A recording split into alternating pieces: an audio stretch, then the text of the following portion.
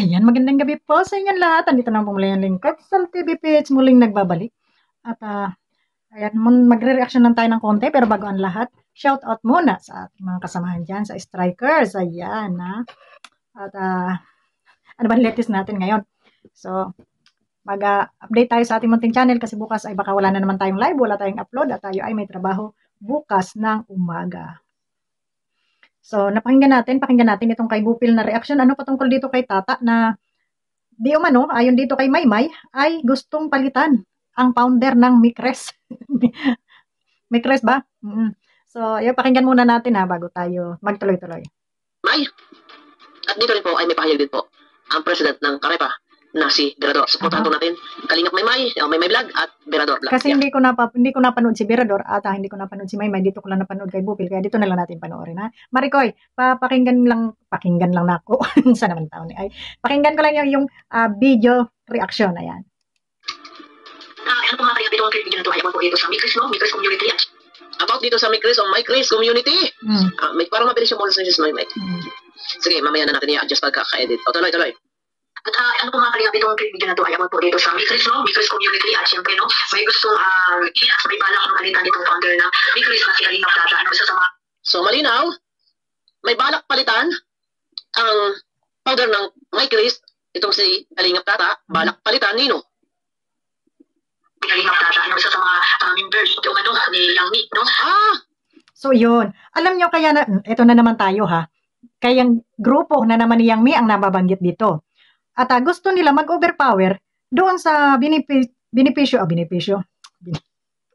Mga angel ng Kalingap. Gaya nitong hawak na ito ni Kalingap Tata, na siya, kung saan siya ang founder dito sa Micres na to, no? So, itong sila Yang Mi, ay grupo, may grupo sila na kung saan ay sumusuporta sila doon dito sa Micres na to.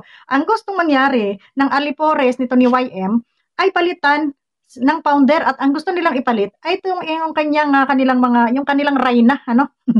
Yung kanilang reyna. Yan ang gusto nilang ipalit. So, hindi ba pwedeng tumulong kayo yung tulong lang, suporta lang, yung hindi na kayo maghangad ng mahawakan nyo no sa liig. No, kasi anong purpose? Bakit kailangan palitan ito si Kalingap Tata ng pagka-founder nito, no? Bakit kailangan palitan? Ha? Na kayo naman ay sabi nyo sponsor lamang. Bakit kailangan yung palitan? Itong si Kalingap Tata. Anong purpose nyo dito? No? Pakinggan nga natin ulit. Gusto palitan si Kalingap Tata as founder ng Micres, so, member ng Yang Mi. So, involved na naman dito si Yang Mi, pero hindi naman. Involved na naman si Yang Mi. Bakit? Kasi grupo niya, yung gumagawa ng gulo. Although hindi siya, sabihin na natin hindi siya hindi siya nakiki-comment doon sa mga na yun, ano? Pero ang gumagawa ng kaguluhan ay yung kanyang mga alipores. 'Di ba? Kanyang mga bubong alipores. Yung mayabang, meron diyang mayabang isa kanina, palipad ng palipad doon sa kasi may nag-send sa akin na screenshot. Ang daming palipad. Natatawa na lang ako. Alam niyo mga guys, lalong-lalo ka na yung Karen na nanlait kay Berador. Lalong-lalo ka na Karen. Huwag tayong maglokohan dito. Saan ka nakatira sa US? Ano ba yung trabaho mo dyan? Ano ba yung asawa mo dyan? Billionaire ba? Para ikaw ay araw-araw magyabang ubusin yung pera mo. Wala naman kami pakialam dyan sa pera mo. Pera mo naman yan. Kahit payamanin mo ng payamanin yung iyong sinusuportahan, makapagyabang ka lang, hindi kami apektado dyan. No? Kasi may pera din kami. Apektado. So, hindi kami apektado dyan sa inyong mga palipad-lipad na yan. Meron din kami. Bakit? Kayo lang ba meron? Hindi naman kami ganun kayabang, nakatulad ninyo. No? Kasi kami, tinitingnan namin kung sino yung dapat tulungan, kung dapat bang magyabang, at saka yan ay material na bagay lamang. Yan ay hindi natin dapat ipagyabang at ipamainggit sa ating kapwa. Ay, inggit sila kasi may palipad. No, pinaglululoko nyo lang yung sarili nyo. Promise. Pinaglululoko nyo lang yung sarili nyo. Sarili nyo lang, yung niluloko nyo dyan at akala nyo may naiinggit sa inyo. In fairness, walang naiinggit sa inyo. Kayo lang talaga yung may ugaling, may kayabangan na gustong magpainggit. Pero wala talagang naiinggit sa inyo. Pera lang yan. Bakit kayo inggitan? Kahit sino pwedeng humanap ng pera. No? Baka nga yung pinapainggitan ninyo, mas mapera pa sa inyo. Baka naman puro utang kayo dyan. Loan dito, loan doon. Credit dito, credit doon. So, ayun. Tuloy nga natin to. Kasi yung may plano. Kundi ang member. O, yun. So, yung member. Sino naman ang ipapalit na founder? Ang may gusto ay member na palitan si Kalingap Tata as founder. So, sino naman ang ipapalit kay Kalingap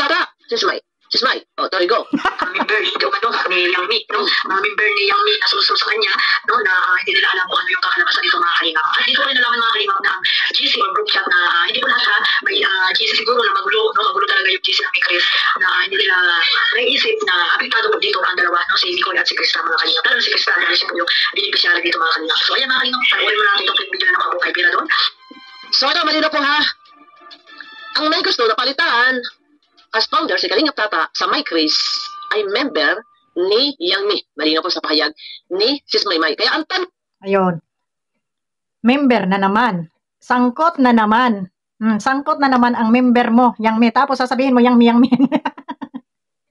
Kaloka. Diba? Tapos sasabihin niya naman, pangalan mo, yung mga member mo, wala na ba kayong tamang gawin sa buhay ninyo? Yung matinong gawin sa buhay niyo ba? Yung hindi yung pampagulo, yun talagang pagtulong lamang. Kasi unang-una, sa Jomcar, ginulo nyo hanggang sa masara ang Jomcar o ma-close or hindi, ma-stop muna, mapahinga.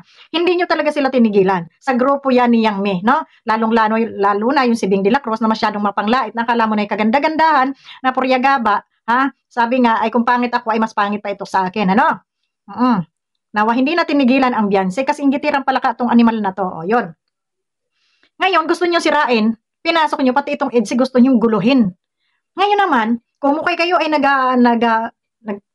nag-i-sponsor dyan sa Micres, gusto nyo na naman guluhin. Wala na ba kayong gagawing matino sa inyong mga buhay? Pwede ba, hindi ba pwedeng tumulong na lang kayo ng walang issue? Tumulong o magbigay. Pag may mga shooting sila dyan, o mag-abot kayo, magbigay kayo, magtulong kayo. Hindi yung kailangan nyo pang gumawa ng mga kaek-ekan kasi kumukay kayo ay mga sponsor, nakatulong kayo, bla bla bla. Kailangan nyo gumawa ng mga ganon. Hindi ba pwedeng tumulong na lang kayo ng tahimik, na wala kayong gagawing anomalya sa magkabilang panig, o kung hindi nyo man gusto itong team ng kabila, hayaan nyo sila.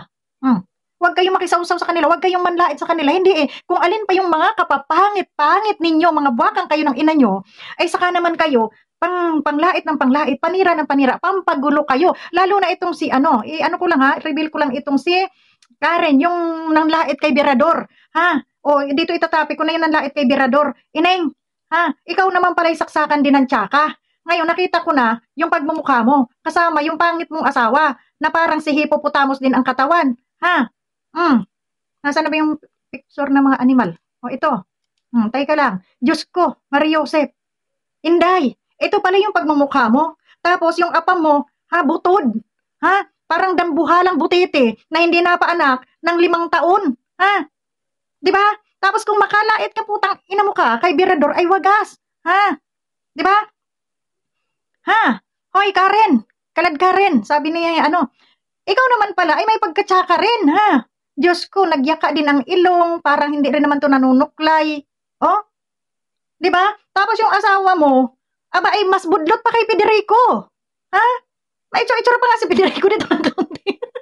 Guys, gusto niya makita. Pero saka na, pag ha? Idag pa yung butiting, hindi mo maintindihan. Alang niya, lait ka ng lait kay Birador, hindi mo tiningnan yung putang inang asawa mo. Kung anong kaitsurahan ng asawa mo na yan? Ha? Kapal ng pagmumukha mo, ha? Karen rin. Karen ba yun? Karen yun ang lait kay Birador na mukha raw Tarsier. Diyos ko, yung kanyang asawa mukhang maligno, sa totoo lang. Oo. At ito naman palang Karen, hindi naman pala ito kagandahan. At ulik ba rin? Dahil yung credit card mo na uubos na sa kapapalipad mo sa kayabangan mo, animal. Ay, naku, nakakatawa kayo talaga. Diba? Oh, naka-LB naman siya na bag. Naka-LB. Lumang bag. Nakalumang bag naman siya. Tapos, nakakwintas din naman siya. O, diba? Pero yung asawa niya, ay talagang hindi ko ma-imagine ang pagmumukha na rin. Hindi ko ma-imagine yung pagmumukha. Pwede ba ipakita ko sa inyo to? Saglit lang, ha? Hindi pala, kasi hindi naman pala ako naka-live. Akala ko naka-live ako. Upload pala ito, sorry naman. So pag naka-live na lang ako, ipapasilip ko sa inyo, ha? Basta bigyan ko na kayo ng ideya kung anong itsura ng kanyang asawa. Para siyang malaking lalaki. Tapos ang mukha niya ay parang may hawig siya kay Andy Cabral. May hawig yung mukha. Tapos yung tiyan niya ay dambuhala pa sa butete. Di ba? Manlait tayo ngayon, manlait tayo. Yung tiyan niya ay saksakan ng ganun. Parang yung nabuntis ng 12 months na hindi napaanak. Ganun. Ay, nako, lait pa more. Lait pa more. Pagka ganito aking asawa, hindi na lang ako manlalait. Na, asawa ko, slim ang katawan. Medyo may edad na siya, 58 na siya. Eh, ilan lang naman yung tanda ko tanda niya sa akin, konti lang naman. Oh. Pero hindi naman ganito katsaka. Oo, tapos ka manlait ka kay Birador, wagas. Ganun ka makalait kay Birador, sasabihin mo ay mukhang tarsyer. Day, pilingon ka, day. Pakitingnan yung pagmumukha ng asawa mo, kay para na yung mata ni Federico na mo budlot pod, no? Tapos, pakiamoy ko dito, mabantot ito. Kasi yan pa lang, ulam na. Yan ang napapala ng mga taong laitera. Pentaserang pala ka, nakala mo naman sa kaganda-ganda. Diyos ko, day. Ha? Oh, yung mukha mo pa lang, day, hindi nakagandahan. Kung yung mukha mo, at saka mukha ni, sino ba? Parang kamukha to ni ano, yung MTLMG. Oh, ganun. At sa tingin ko, bansot din to, ha? Tingin ko lang. Oh, tingin ko siguro mga kahit ko lang to. Medyo malaki lang sa akin ng konti. Ako kasi 26 lang yung baywang ko eh. 26 lang yung aking pantalon. Ito medyo siguro baka mga 28, mga 29 siguro to, yung baywang nito. No? So, yun, baka mga 30 nga eh. Kasi medyo malaki-laki yung mga billbellers nila eh. Tapos may kasama siya nga, huwag na natin isala yung baby. No? So, yung tiyan na lang nung kanyang asawa. Diyos ko. Ha? Natawa talaga ako nung makita ko yung pagmumukha ng asawa mo. Tapos, kung makalait-lait ka kay Birador, eh gano'n na lamang. Ha? Mga animas talaga, oo. Nakakatawa. Lait pa more. Yung pala namang asawa mo'y malapad din ng airport. Ay, nako. Anong lahi kaya to? Anong lahi kaya to? Hindi naman to Amerikano kasi ang labo. Parang half Egyptian ito na half Bombay na hindi mo maintindihan. Ano kaya lahi ito? Black American o ano ba to? So, baka Black American to half blood na yung kanyang asawa, no? So, ayun. So, wag ka manlait ha. At hindi naman pala hamak, nakalait-lait din yung itsura mo at saka yung itsura ng asawa mo kumpara kay Birador. Ha? So, ayun. Nasaan na tayo? Nawala tayo sa topic. Ay, pakinggan nga natin muli. Sinong founder naman? Sino naman ang ipapalit as founder? Kay Kalingap Tara. So, patatan sige si Kalingap Tara dahil papalitan. So, sino yung ipapalit? Ito. Pasok na tayo. Pasok, Birador. Birador, President ng Karepa. Iintindihan, malalaman natin dito sino ang ipapalit. Siguro naman yung iba, napanood nyo na kay Birador. Yung iba, baka pwede panoorin nyo ulit. Hindi ko ito napanood kay Birador. Kung gagamitin kong video clip, ito na, magkakaintindihan, magkakaalaman na tayo, no? Ikaw naman si Krista. Wala kaibigan. Kung ganun sa mga kamiyan ni mga kaibigan, member naman ito niya. Member naman ito niya. Yung pagkagatin sila, palagi nang ipinipilit na balikan mo founder. Ito lang yung sabi ko, may fakta ito. Kasi ito pa naman niya. Huwag mong ipilit na maging founder, siyang dito talaga ngayon, hindi tulog. Kasi marami. So, hindi sa isang member ay palitan. Ayun, ang sabi ni Birador, wag ipilit na si Yang Mi ang maging founder, no, ng Team Mikres. Mikres ba yun o Mikoy? So, bakit gusto nyo ipagpilitan? Hindi pa ba kayo kontento sa mga sinisira yung love team? Sa mga chinichismis yung love team? Sa mga nilalait yung love team? Hindi ba kayo nasisiyahan at kailangan gusto nyo magkaroon pa kayo ng power? No? Dito sa love team na ito, hindi ba kayo makontento na lamang sa inyong pagsuporta? Dahil sabi nyo nga, sinusuportahan nyo para makatulong kayo. Ha? So dito pumapasok yung intentional talaga, yung pagpasok nyo dito sa mga love team na ito para lamang kayo ay yumaman sa sarili ninyo. At siya nga naman, pag mahawakan nyo nga naman, pag kayo ang maging founder, solo nyo. Kung may mga donation o ano pa man, solo nyo. Ganun?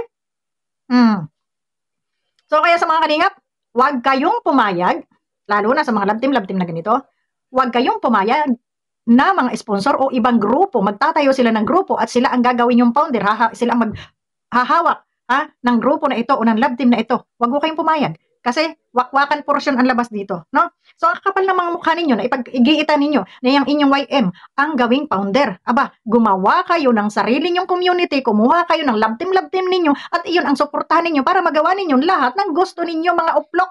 Ha?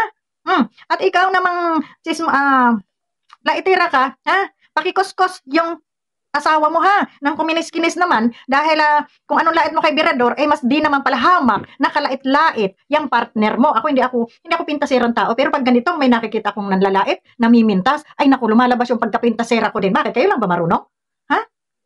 Ayan. Sa live ko, ipapasilip natin yung tiyan. Yung tiyan lang at saka yung papasilip natin. Sa ngayon, at least na muna kayo mag-imagine kung anong itsura yung aking i-describe sa inyo, kung anong klaseng tauhin ito. No? Nainis lang ako sobrang panlalait nila kay Berador. So ayun, huwag kayong papayag ha, sa mga team-team na yan na manduhan kayo o manipulahin kayo ng mga grupo-grupo na ito. Hindi ko mukhay sila ay nagre-reaction, sila ay tumutulong, ay papayag na kayo na manipulahin ang ano dito sa loob ng Kalingap, no? Kayo yung may karapatan dito sa mga love team na ito, mga scouter dyan, mga K-boys dyan, kay Kalingap Rab, kayo yung may karapatan, hindi yung mga grupo-grupo na nagbubuo ng grupo at kunyari ay tutulong, mag-i-sponsor tapos sisiraan naman yung mga beneficiary, no? Gaya ng ginagawa ng grupo ni Yang Mi na saksakan ng balahura. Yang Mi, pakiswito naman yung mga grupo mo, nakakahiya naman doon sa pinagsasasabi mong kami ay mga balahura, di ba? Pakiswito naman yan. Yung sinasabi mo kami mga balahura, yung pala saksakan ng baboy ang mga tauhan mo. Ha? Hindi lang mga baboy, mga dugyot pa. Ha? Kung alin pa yung nag-alwasan ang mga bilbil, sila pang masyadong mapanglait sa kapwa. Kung alin pa yung mga pangit, ha? Sila pa ang anlalakas ng loob, manglait sa kapwa. Baka naman pwedeng pakiswito yan. No? Na dahan-dahan kayo sa paninira. At tingnan nyo naman ang inyong mga itsura para kay mga sinampiga ng plato. Diba? Laitan. Ha? Oh, di ba? Huwag kasi kayong manguna para hindi kayo magantihan. Doon sa Karen, no? Doon sa nanlait kay Berador, na sabi mong mukhang tarsier, mukhang brainless, salamin yung asawa mo, ano? Dahil yung asawa mo mukhang mongoloid. Ha? Malaki ng katawan, maliit yung ulo. Mongoloid ang mukha. Ha? Pangit. Pati ikaw, pangit ka. O ako na nagsasabi, hindi po maganda yung nanlait kay Berador at yung asawa no, yung partner noon ay mukha pong mongoloid. Lait pa more. Ha? Demanda? Demanda mo ko dahil nilait ko asawa mo? Ha? Lait pa. Eh, sinasabi ko sa inyo eh. Lahat ng gagawin yung kademonyuhan, hindi yan nagtatagumpay. May katapat yan. Ha? May katapat. Kaya wag kang piling. So yun lamang. Maraming salamat. And God bless po sa inyong lahat. Bye-bye.